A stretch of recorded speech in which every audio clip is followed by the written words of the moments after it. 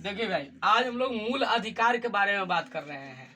GK में मेरा एक टॉपिक है, हम लोग को या हम कह सकते हैं कि सिविक्स में है ना, नागरिक में है मूल अधिकार।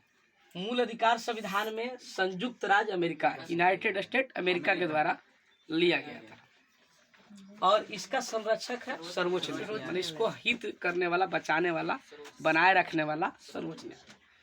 नेहरू रिपोर्ट 1928 द्वारा भारतीय संविधान में सम्मिलित करने की आकांक्षा प्रकट की गई थी, है ना, मूल अधिकार के लिए।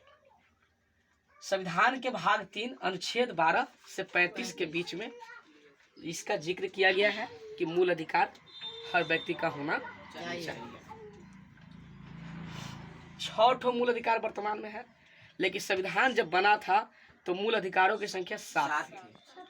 7वीं जो अधिकार है वो था, उसका नाम था संपत्ति का अधिकार, और उसे 44वां संविधान संशोधन, है ना, अधिनियम 1978 के द्वारा हटा करके अनुच्छेद 300 के क में शामिल किया गया। कौची बना के? कानूनी अधिकार बना करके। माने अब आपका संपत्ति का अधिकार हट गया।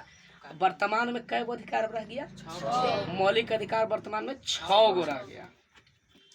समानता के अधिकार जो अनुच्छेद 14 से 18 है। स्वतंत्रता के अधिकार अनुच्छेद 1922।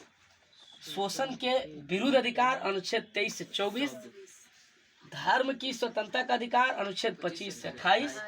संस्कृति और शिक्षा संबंधी अधिकार अनुच्छेद 29 से 30।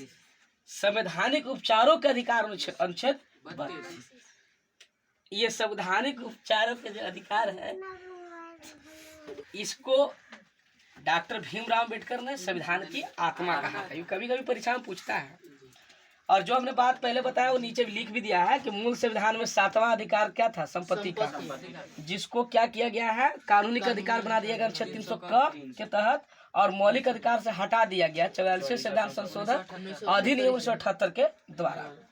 2 ठो और इम्पोर्टेंट इसमें है। अनुच्छेद 21 से क जो है, 21 के क, उसमें शिक्षा के अधिकार को जोड़ा गया। अनुच्छेद 24 के तहत ये बातें कही गई है कि 14 वर्ष से कम के बच्चा को कल कारखाना या आदि चीज़ों में आप अगर रख रहे हैं तो वो शोषण हो रहा है उसका, है ना, तो शोषण उसका नहीं होना चाहिए। आ रहा बात सुनने? तो इसके लिए रोक के लिए बात है। तो ये आपका मूल अधिकार का काम, आपको इतना जानना जरूरी है। ज़्यादा जानना नहीं है, इतना आप जान गए आपको काम हो जाएगा। ठीक है।